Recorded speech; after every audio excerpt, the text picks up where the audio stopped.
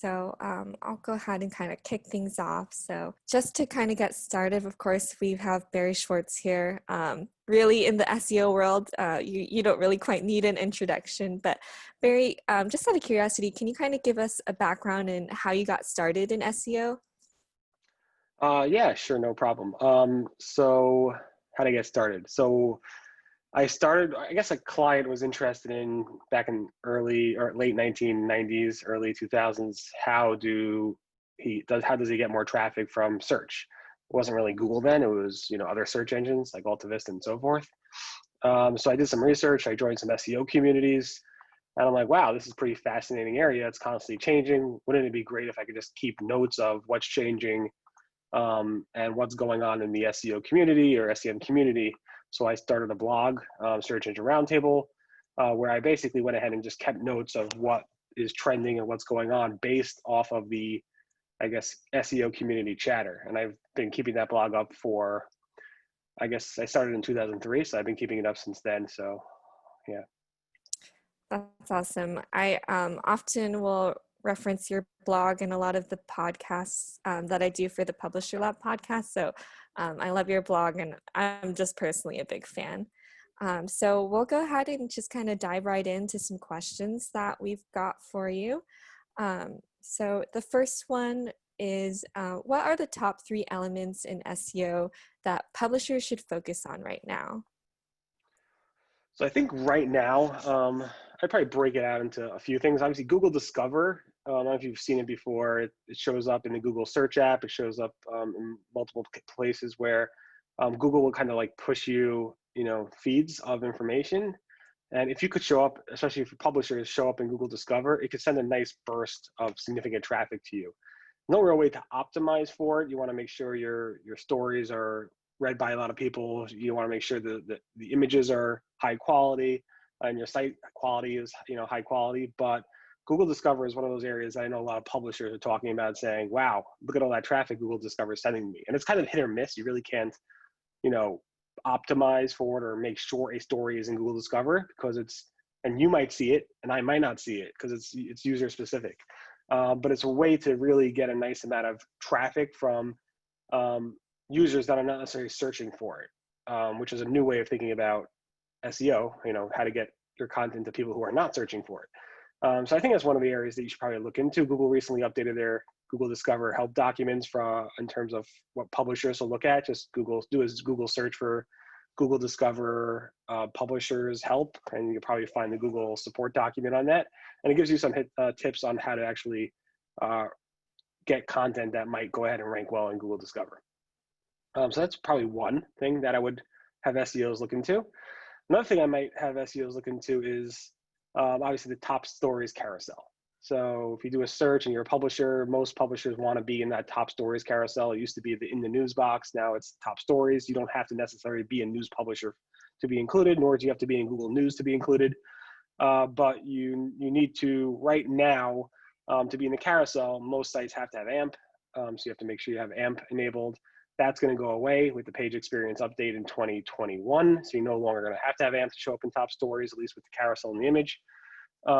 But I would look at top stories carousels and what you could do to go ahead and make sure your stories show up in that for searches. So Google Discover for non-searches, just being push content, Google top stories carousel for people who are searching for that type of content, and making sure you outrank your competitors for those areas. And of course, any publisher wants to be in Google News.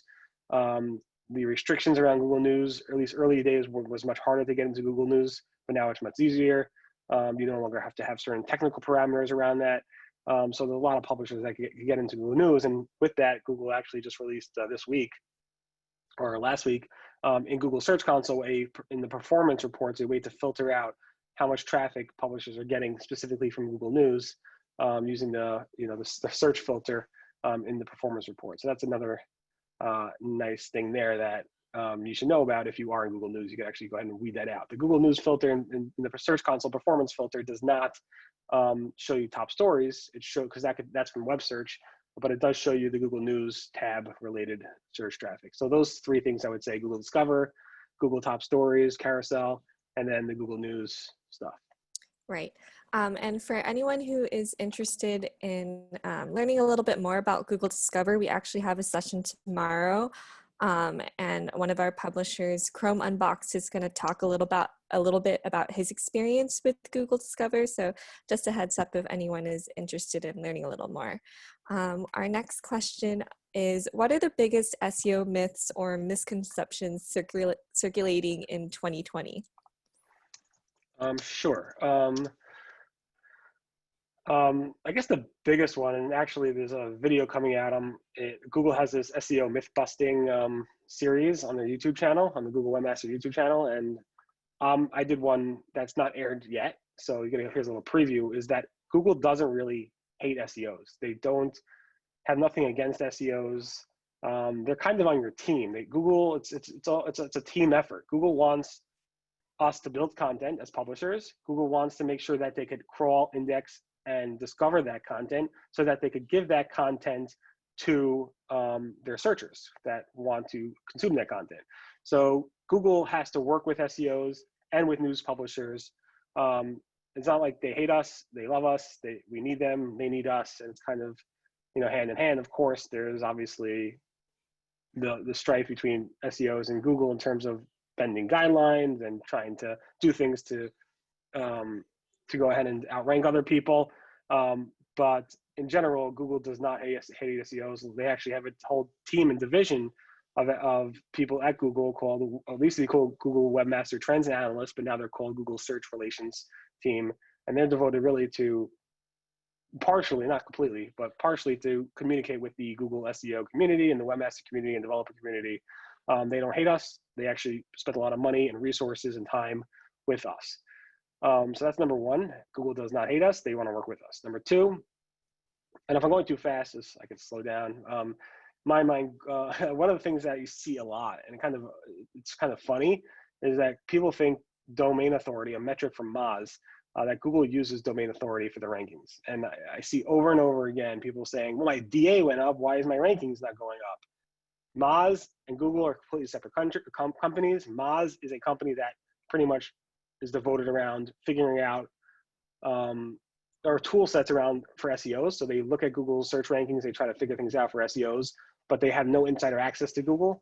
The DA, the domain authority DA score has nothing to do with Google. Google does not use that for rankings. They have PageRank, I guess. They no longer disclose what that PageRank score is. They stopped doing that years and years ago. PageRank is something that you can say, my PageRank went up. Why did my rankings not go up? But again, you don't know what your PageRank score is anymore. But DA and Google have nothing to do with each other. So stop citing DA in terms of any Google rankings. It's something that you shouldn't do.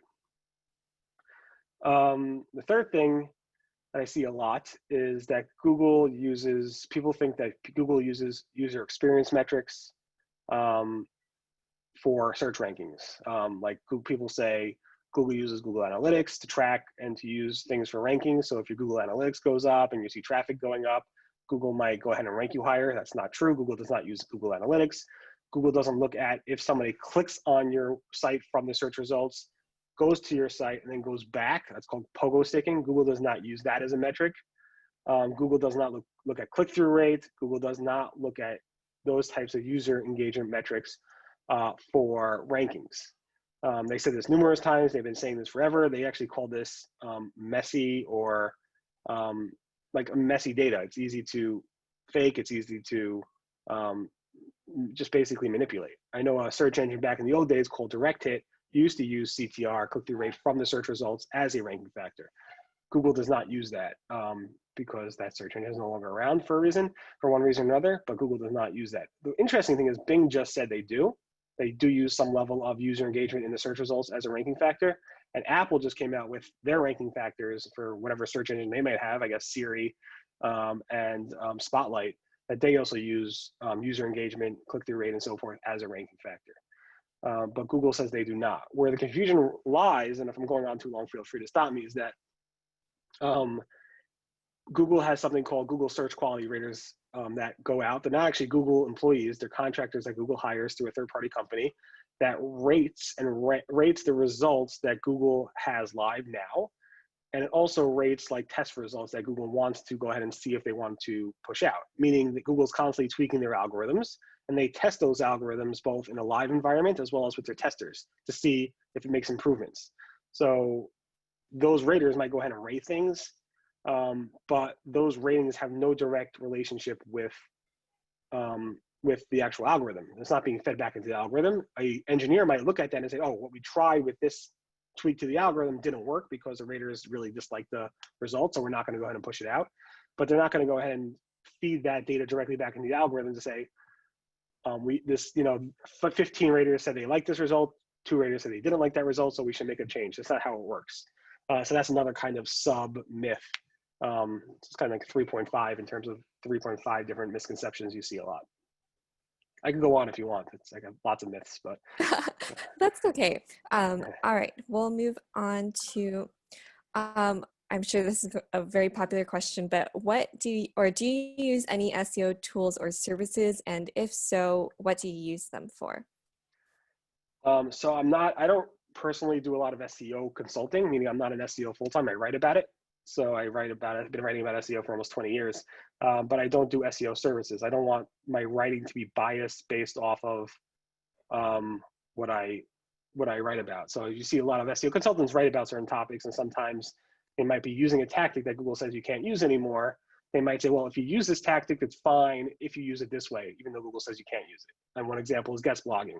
When Google said you can't use guest blogging, it's something you shouldn't be doing anymore for SEO purposes. Well, then there are a lot of people who were selling SEO services that included guest blogging. They would say, well, all right, Google says no guest blogging, but if you use guest blogging in this way, then it's okay. I don't like to write about something that I could monetize later on. In any event, so just giving that caveat, I'll tell you some tools that I use as an SEO blogger, I guess, so that, if you want to use that, go ahead. Of course, I use Google Search Console. It's a free tool out there that SEOs should definitely, verify their sites with. Webmaster, every site owner should be verified access to their own website in Google Search Console. It tells you about alerts. It tells you about issues with your website. It tells you about any hacking issues that Google finds, malware issues. It also gives you some really good insights in the performance reports about your website, including Google News tab with the new filter we talked about before. It tells you about your Google Discover traffic in the performance reports. So again, something really useful for publishers. And it also gives you information about how people are finding your website through searches. Google Analytics used to have that data. Google removed all the query data for the most part from Google Analytics, so you can't tell what people are searching for to find you without using Google Search Console for the most part. So Google Search Console is an essential tool that every SEO, every news publisher, every blogger, any writer should really have access to get this information in terms of how people are accessing their content, what they're searching for, what they're doing with their content, and how people are finding their content. Of course, any bugs or issues they might have with their content in terms of indexing or rankings, Google will show you that as well. Just as a side note, Bing also has Bing Webmaster Tools. You can get that as well. And they actually just revamped it, and they have a beta out there with a lot of cool features. And if you're in Yandex or any other search engines, most of the other search engines have these Webmaster Tools or search consoles for you. So you should definitely verify your websites with all of those. Google Analytics is a no-brainer. Every SEO, every publisher should be looking at their Google Analytics to see how people are actually interacting with the content. I personally love looking at the real-time traffic as a publisher. When I publish something, I want to know if I publish 5 things today or 100 things today, what are the most important stories for that day based on what people are looking at. Sometimes I'll write something and I'll be like, oh, this is going to be amazing. People are going to read it and share it like crazy, and they don't. But the thing that I thought was like a no-brainer or something small that everybody knew already that I published could get a tremendous amount of traffic. It's interesting to see what people are interacting with, especially in the real-time data reports, which is fun to look at because it's constantly fluctuating. So definitely use Google Analytics. It shows you real-time data for best performing stories. It shows you how people are coming to your website. It shows you what people are doing on your website when they get there. So Google Analytics is the second thing I would say in terms of your SEO tool set. And like I said, I don't use many SEO tools, but for reporting, I use a lot of RSS readers. I use Feedly for my RSS reader to subscribe to a bunch of different websites that I track on a daily basis. I also use Google Alerts, and I subscribe to those Google Alerts using Feedly because I don't want emails coming to me constantly with newsletters or alerts from Google about different keywords that come up. So if you're a publisher and you're tracking certain types of trends, you want to make sure to subscribe to those Google alerts, in my personal opinion, in Feedly or an RSS feed. Feedly, Feedly. I think it is a paid and free version of that. And I also built my own homegrown tools for tracking stories. I kind of built something called Rusty Budget. It's like a budgeting system for writers, more for bloggers. I built it. Nobody really uses it except for myself, but it's out there if you want to use it. It's kind of old fashioned, but I use it for tracking stuff that I want to write about. And then a lot of SEOs, the fourth thing, I'll just throw in one more thing, that a lot of SEOs use for tracking changes, and I write about a lot of Google changes. If you ever follow me on Twitter or on my Search Engine Roundtable site, you'll see I write a lot about Google algorithm updates. And the tools I use to track that, outside of following the SEO community chatter, which I do mostly manually, I use tools like Mozcast, SEMrush, Rank Ranger. There's a lot of cool SEO tools out there that track the fluctuations in the Google search results. So I use that a lot. Yeah, you are really awesome at staying on top of all the different trends going on. Just out of curiosity, how many pieces do you publish in your average day or week? Just because I do see that, you're always on top of things. So on a daily basis, I publish anywhere from like 5 to 10 stories on search, SEO, SEM topics, on Monday through Friday in general. Very cool. Between Search Engine Roundtable and Search Engine Land. All right. Our next question is, what should publishers do when Google announces an impending core algorithm update? They should run and hide. So it's interesting you asked me that. So I just did a presentation at XMX Next, or XMX, which I'm obviously very part of. It's part of the Search Engine Land property. So XMX, we had an XMX Next presentation, which was an XMX virtual conference, which you still could access for free if you want. Just go to XMX Next and you could access it. Basically, it was a presentation about the past 20 years about Google algorithm updates. And the reason I spoke about that was because while it's fun to track all these updates and to see how these updates impact search rankings, it's often best not to just try to react to them right away. Instead, I wouldn't necessarily spend your time tracking these algorithm updates or worrying about them too much, because there's not much you could do to do anything to stop Google from pushing out updates. You can't influence those updates directly. What you could do is spend your time making your website better. So instead of like writing about these updates or obsessing about them, is just look at ways that you can make your website better overall, making better content, making better sections, making more interactive charts, making it better, any experience for your user that they might want you to focus on, instead of focusing on those algorithm updates.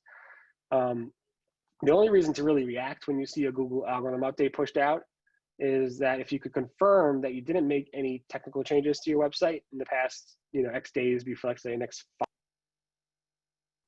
days. So you check your change log for your website and you didn't push out any code changes, or you didn't change any of your content quality issues. So like you didn't have any content quality issues where you're pushing out poor quality content and so forth. Those are the times like you basically want to say, all right, I made no changes to my website. A Google algorithm update pushed out on this date, and the next day my traffic dropped by 40%. It's probably related to that Google algorithm update. And usually these Google algorithm updates, these days at least, especially the ones that Google calls core updates, these would be called phantom updates, and maybe before that, panda updates. Those are around content quality. So if you get hit by one of those updates, generally it's about Google thinking your content is not as great as you think it is.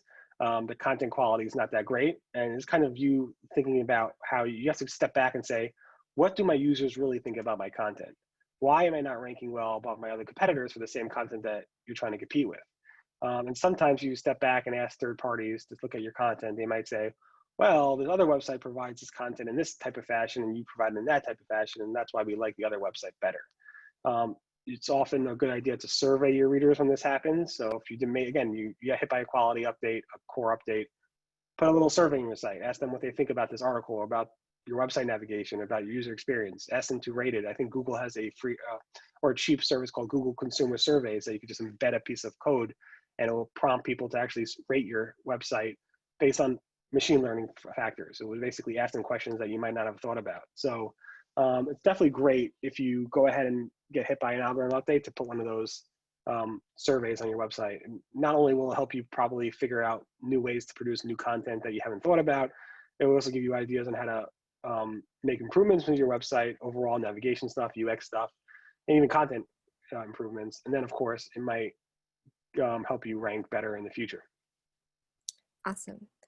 And then this one, I think you kind of already alluded to in the first question, but if you had to pick between optimizing for voice search and Google Discover, which would you pick and why? Yeah, for sure. I mean, if I had a choice, I would say Google Discover. It could really blow up your website in terms of traffic. Google Voice Search is not really something you can optimize for anyway. Not that you can really optimize for Google Discover. There's things you could do with images and so forth. But Google Voice Search is just another input for how people are searching. So you have a keyboard, you could type in, that's an input for a search. Google Voice Search is just your voice searching. You could also, there's different type of input. So it's not really like optimizing for voice search. There are certain things you could do with voice search in terms of what publishers could do. You should look up something called speakable markup. I think it's still in beta. It's basically a way of giving Google a snippet of what it could read back to your audience if they're searching for something on their Google Home display or Google Assistant and your site comes up. I played with speakable markup. It's fun. It basically will read a snippet of the article and say, visit this website for more information. Also on voice search, you can see a lot of podcasts coming up in search. So if you are a publisher and you're starting to do some podcasts, maybe YouTube videos, those are great ways. If you're doing podcasts, there's certain markup you could use, schema markup that you could use to kind of get your podcast more discoverable in search. And that comes up, I think, more often in voice search related content or mobile search context. And also YouTube videos are often coming up in these areas, especially on the display, on the smart displays that Google has, and voice search, of course, Google Assistant. So there's lots of different things you could do with schema. Look up the Google developer docs on search, Google schema things, and Google has a whole set of schema around voice search as well as other things that publishers will want to look at in terms of making sure their websites are more discoverable. It's interesting to see maybe Google Discover might be part of this voice search stuff. It's very new voice search as well as Google Discover, so they kind of overlap on some level. So it'll be interesting to see if Google pushes more things out over voice search through Google Discover or not. I'm very interested to see how they do that. But in general, I would say when it comes to, let's say, voice search, I would look more at podcasts and videos and any schema that you can use. All right. I think this is our last question, but what are the biggest changes you foresee happening in SEO in the next year or so? All right, so one thing we know about that Google announced this year that's coming sometime next year, sometime in 2021, is the page experience update. The page experience update is a ton of different things. Page experience update includes a lot of things we have already. You can Google it, but basically includes Core Web Vitals from Chrome, which is basically how Google sees your website and how it thinks Google users will actually interact with it. Are people able to see the content on the page? How long it does it take to load, like page speed? Does the page jump around as it loads? And it's kind of, you try to click on a button, and when you click on that button, it jumps and you click on something else. Those are things Google is going to be saying, all right, we're going to ding your website, or you're not going to rank as well if we find that the core web vitals of that page are not that great. And included in the page experience update are things we had before. So we had page speed, we had mobile, is your site mobile friendly? Is it safe to browse? Is it secure? HTTPS? Are there intrusive ads there? And these are all incorporated in this page page experience update. So that's coming. So make sure Google has tools out there in Google Search Console and also in the public tools that you can actually test your website to see how it's faring when it comes to the page experience update. So you'll have time to prepare for that. We don't know exactly when it's going to launch. It's going to launch sometime in 2021. Google said they will announce it 6 months ahead of time, saying you have 6 months to do something about it. Right now, there's a pre-announcement, so you can actually get ready for it now if you want. The cool thing about this page experience update, which I kind of said before, was that with top stories carousel, you no longer will have to have AMP. You won't have to support AMP anymore as a publisher to show up in the top stories carousel. As long as your site does well with the page experience update, when this page experience update goes live, the top carousel will also work fine if your website is doing well with the page experience update. You won't have to have AMP generally does extremely well with page experience update in general because it's fast, the layout doesn't jump up around. So if you want a quick way of making web pages that work well with page experience update, is you could use AMP, but you no longer have to. You no longer have to support a secondary code base for just AMP, if that makes sense. So that's one thing. Another thing is that mobile first indexing. Google's been working on this since, I don't know, I think for the past 5+ years, around making basically how Google indexes your websites, the crawlers that go out to find your content. Previously, they did that and they looked at your website as a desktop crawler would, how you see it on a web browser on the desktop. But that's been changing. Now 70% or so of Google's index is made up of web pages they crawl as a mobile browser will crawl it. So your iPhone, your Android phone, how that is seen on your iPhone or Android, that's what Google sees when they crawl your website. For the 30% or so of sites that haven't yet moved over to mobile first indexing, they were supposed to have a deadline to move all those sites over, ready or not, it's going to happen. It was supposed to be September 2020, which is in a few months from now, but Google said because of COVID and the pandemic, Google's going to push that off until March 2021. So you have another several months to worry about that if your site hasn't been moved over for mobile first indexing. How do you know if your site's moved over to mobile first indexing? Google Search Console will tell you. So just log into Google Search Console and you quickly see. If you haven't been moved over, I strongly recommend you get your website ready. You don't want Google to push you to mobile first indexing. You want Google to do it automatically and not to be pushed by the deadline. Because if you are pushed to mobile first indexing in March of next year, that means your rankings will probably be impacted, and probably in a negative way. So make sure your site is ready for mobile first indexing before that deadline. And some bigger abstract ideas in terms of biggest changes coming up in the next year, I would say image search. Google's been talking a lot about image search. They've been pushing out a lot of cool updates around image search. So if you are a publisher and you have lots of great images, even for your headlines, if you could use interactive images for your articles, Google's coming out with really clever ways to kind of bolster image search for publishers and for general publishers in general, not just news publishers. So I would look at what Google's been pushing out around Google Images recently and see what they're going to come out in the future. Obviously, higher quality images is important. And there's ways to make high quality images accessible to Google and not slow down your users. There's lots of schema around that as well. So definitely take a look at the image search schema that you could deploy there. There's a lot of things. I'm not going to go through all of them, but there's tons of different schema out there for image search. And then finally, you can see the trends with Google in terms of, you heard about BERT, you heard about RankBrain. Google's constantly trying to get better and better. So make sure that your content is written not for search engines, but for your users. Everybody back 10 years ago was writing content really for search engines. Now it's kind of going back the other way, where you're writing content for users, because Google is becoming more and more concerned about making sure that your content that they understand your content better without you having to write it for a machine. And the improvements that Google has made with RankBrain and BERT and different things around that kind of shows you the directions Google's going with trying to understand quality content going forward. I didn't include this in the questions, but you touched briefly about Google holding off on some changes because of COVID-19. And I was just wondering, from your perspective, could you share a little bit about how COVID-19 has affected SEO? It depends who you ask. So if you are like in the local SEO business, a lot of your clients, especially in restaurants, may have been impacted. A lot of businesses are going out of business. So obviously those businesses that are going out of business could impact SEO clients, SEO businesses revenues. And you have the other hand where people are saying, let's invest now, because we're maybe not as busy, we have more resources at hand, our people are ready, they can write more content than they used to, they're not as busy with customers and not as busy as selling. So let's go ahead and invest in our business now. So hopefully when this pandemic is over and the vaccines come out, hopefully by the end of this year or early next year, and everybody thinks back to normal, that we could go ahead and have our websites really ready, because we invested a lot in them. So it's kind of like an opportunity, like any business. This COVID-19 thing is, you should look at it as an opportunity. If you have the resources, you have the cash to go ahead and invest in it. SEO is a long-term approach.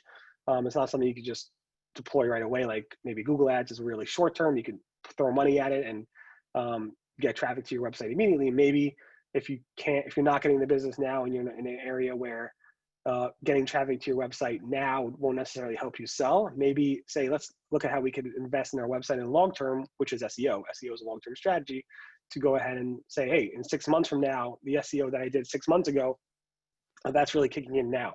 And now with the pandemic slowing down and businesses up and running and customers are buying now, maybe that's an opportunity for you now to use SEO. So it really depends on where you are and what your customers are doing. So I know a lot of businesses are doing pretty poorly and a lot of businesses are doing pretty well. It really depends on what's going on.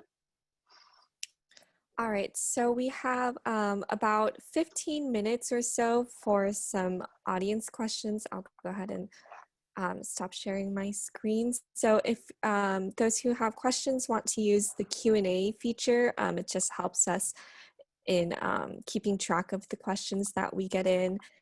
And then one thing that I want to announce is that we are raffling off a publisher stimulus, we like to call it, to thank people for attending the event. So Eden Fight, you are our winner. So we just used a random name generator to pick. So I'll be in contact with you, Eden, after the session. But our first question is, what is the best way to remove index bloat caused due to, sorry, I can't read, parameterized, yeah. yes, Yeah. URLs. So how long will it take? It really depends. One is the first thing you should do is make sure that Google doesn't find those URLs in that fashion. If you have them, 301s are probably the best way. 301 redirect those to the main. Google no longer supports rel next rel prev, as many SEOs were surprised by years ago, and no reason to blame them for being surprised. It was something that Google had in their documentation.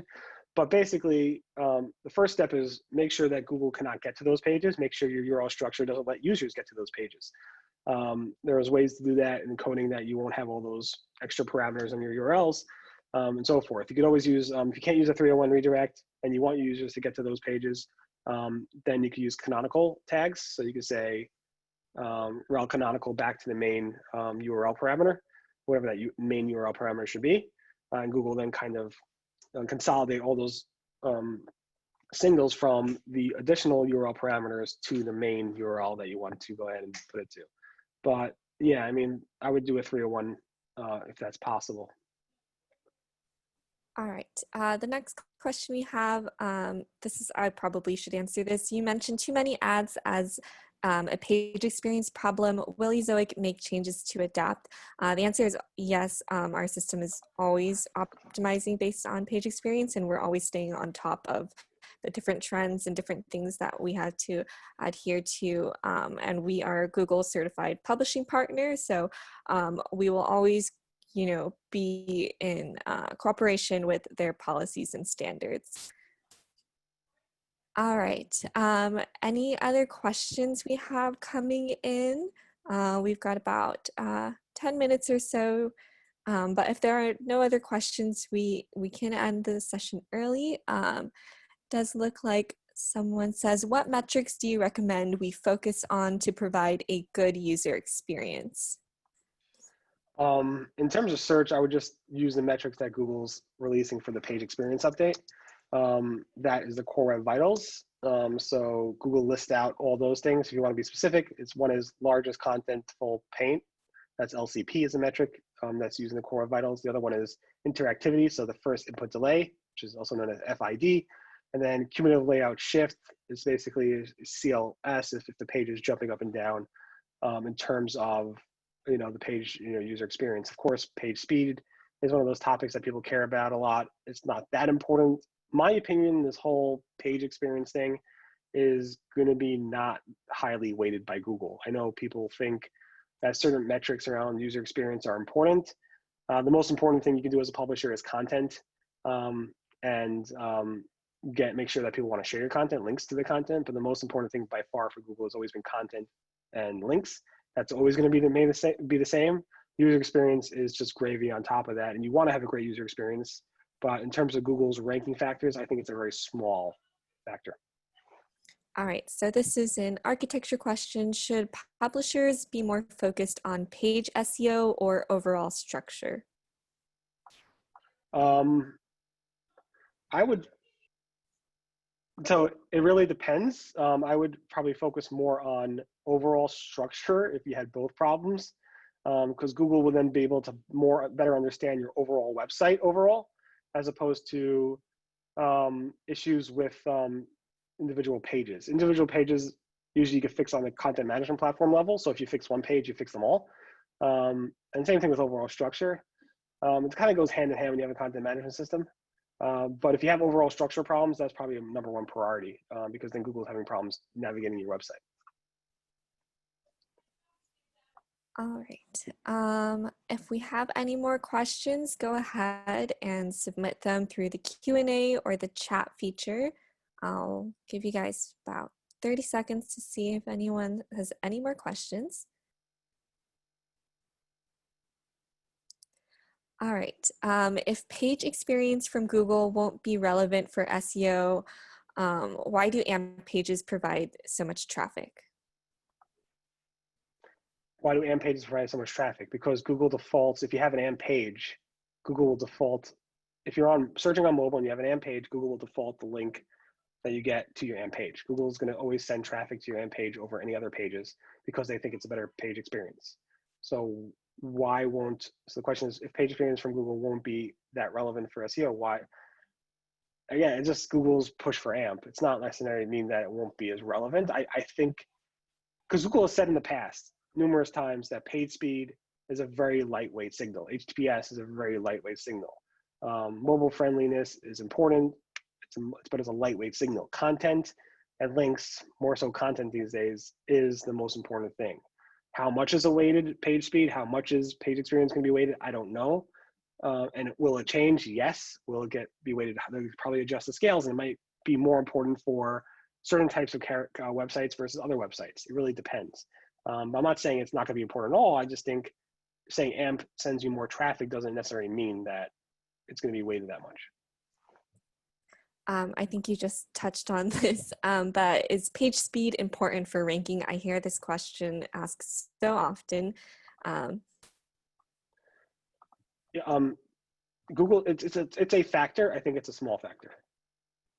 I think it's a very small factor.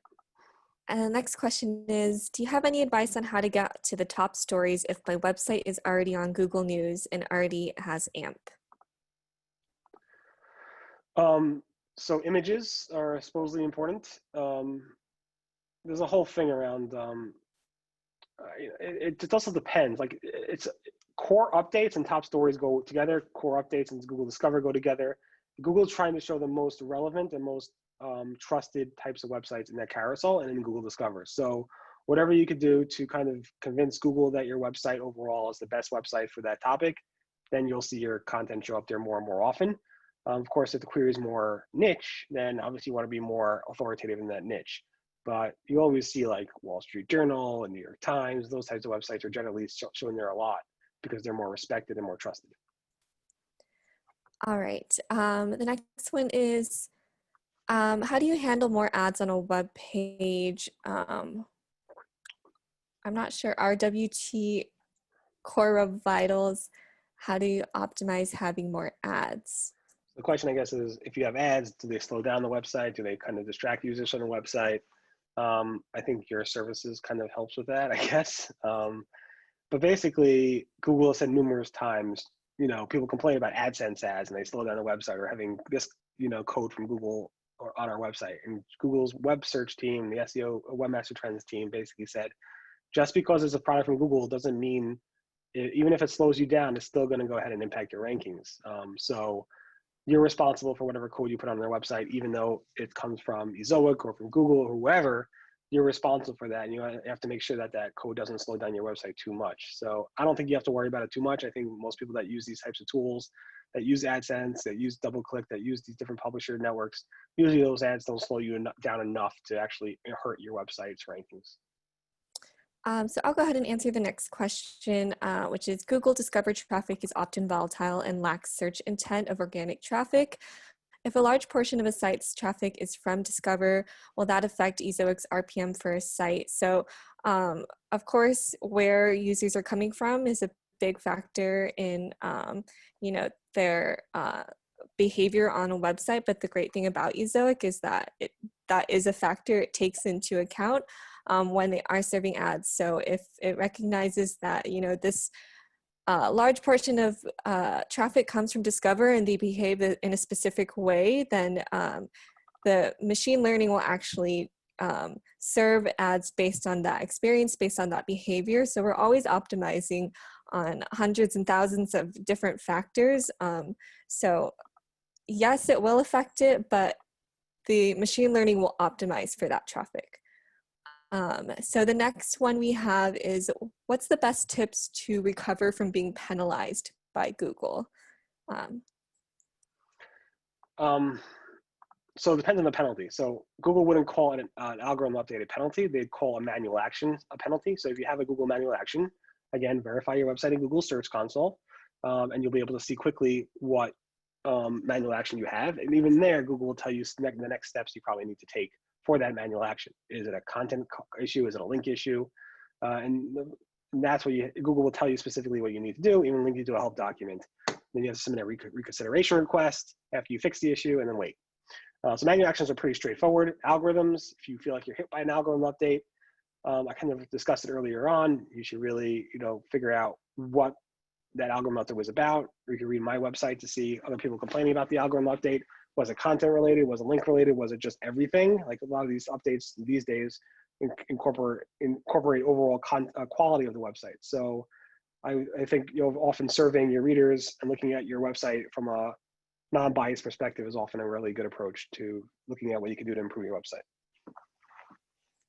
The next question is, are there any content management systems that are better than others from an SEO point of view? It's funny. So a lot of people ask Google over the years, oh, if I have a WordPress site, that means I'm going to rank well automatically. The answer is no. A lot of people use WordPress. I know Google just announced WordPress 5.5 or some version, latest version of WordPress automatically now has built-in XML sitemap generation. There's things that I think every CMS platform you'll buy now these days, any modern one will be out of the box search engine friendly. Of course, you have to watch out for the JavaScript-based frameworks that are like over React, or those things are not as search engine friendly, but basic CMS platforms, WordPress, Joomla, et cetera, are generally perfectly fine. If you're like me, you kind of like to build things from the ground up. So my website is its own homegrown content management platform where I can control everything, but I'm a control freak, but you don't need to build it from the ground up. You can use different platforms out there. So we just have about 5 or so more minutes, so we'll try and get through some more questions, but I'm not sure if we'll get through them all. But will publishers be actually able to give up AMP in 2021? Will they be able to replicate the same page speed and experience they get with AMP, I guess, without using AMP is the question? The answer is yes. I know The Guardian and different publishers have built out pages that are actually faster than AMP. So there's no reason that you have to use AMP. You could definitely make your websites faster than AMP if you spend the time doing that. But AMP is an out-of-the-box, supported platform by Google, and it makes things really fast to do it. So if you don't want to deal with it, you can. But there's restrictions with everything. So the answer is yes. All right. Our next one is, which tools can we use to reply for core web vital scores, Lighthouse, or page speed? So I think they're built into the Google Search Console tool. There's also built into the page speed tool, the Google page speed tool. And Lighthouse, I also think, has it built in. So I think a lot of the Google tools, almost all of them, actually now have core web vital scores built into it. So it should be fine. Okay. Next question. What if the same paragraph in 2 articles, top national park in USA or top national park in East Coast, etc., will that affect the ranking? So pre-Panda, like pre-2010 or so, building out sub pages for every single different area was like a strategy. So, top national park, this city, top national park, that city, or sub city. That used to be a strategy. Now Google's like, make a better page for top national parks in general. But it depends on the park. If it's a very popular park, I would go for it. If you're not going to go ahead and try to optimize for top national park in my little suburb town here in Rockland County. So it really depends, but yeah, I would try to focus more on the top level pages. The next question is, if we change the theme of a WordPress-based website, will there be a drop in rankings? It depends on what's changing with that. If the content and the URL structure is not changing, just the overall design template, I think it shouldn't be zero thing in no change in rankings, unless the navigation is changing with that as well. But generally, if the URL content and navigation stay the same, you should be fine. The next one is, any suggestions on how to best improve image quality while reducing the file size? There's a lot of things out there actually produced by Google these days, and I assume Ezoic has some things as well that you could actually use to improve that. There's automated ways and there's also manual ways. So take a look at Ezoic or Google's different documentation on that. All right, we're getting down to the last few. Where do you find the recorded version of the seminar? I will email out a link if you have not received an email yet. And then, are backlinks something to focus on? How do you acquire them when you have more of a website tool compared to a blog? Question. Basically, that's why a lot of these website tools and blogs offer, website tools offer blogs, offer content. And that's why publishers like Ezoic that have tool sets produce content like this so that people could get the word out and link to them. So it's really about producing stuff that people want to link to. You can't just sell a product or a service and expect people to link to you without providing content. All right, the last couple, is the value of a piece of content based on user time, on page clicks, a mixture of both, or some other factors? The value of user what? The value of, a piece of content. Oh, the value of a piece of content based on user time. No, so Google, like I said earlier on, does not use time spent on page, click metrics, user experience metrics like that. They don't use that. It's based on, it's very complicated. They're not really clear about what they do for that. But in my opinion, Google looks at, if you're saying you're writing about topic X and there's 100 other websites that write about topic X, as long as what you're saying about topic X is 90% exact what other people are saying, plus you add more value to it, I think you're better off. Navigation layouts also make a difference, but not how people are interacting with content.